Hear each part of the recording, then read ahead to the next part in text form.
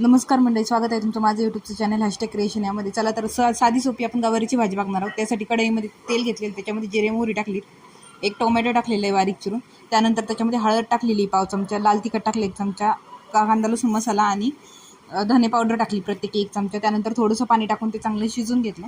त्यानंतर त्याच्यामध्ये गवारीची शेंगा टाकून चांगलं हलवून घेतलं आणि त्याला जराशी वाफ यायला झाकून ठेवलं.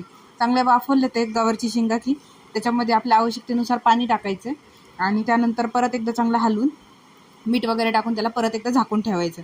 आणि त्यानंतर बघा चांगली शिजली, थोडीशी कच्ची असेल त्यावेळेसच थोडासा शेंगदाण्याचा कूट टाकायचा आहे 2 चमचे आणि परत एकदा हलवून घ्यायचं आणि उरलेलं पाणी संपेपर्यंत शिजवून घ्यायचं चांगलं. त्यानंतर थोडीशी वरतून कोथिंबीर टाकायची आणि मस्तपैकी आपली गवारची भाजी रेडी आहे. सो बघा आता किती छान झाली आणि मला कमेंटमध्ये सांगा तुम्हाला कशी वाटली ते गवारीची शेंगाची भाजी. आता पूर्ण यातलं पाणी आटून घ्यायचं आणि त्यानंतर सर्व करायची.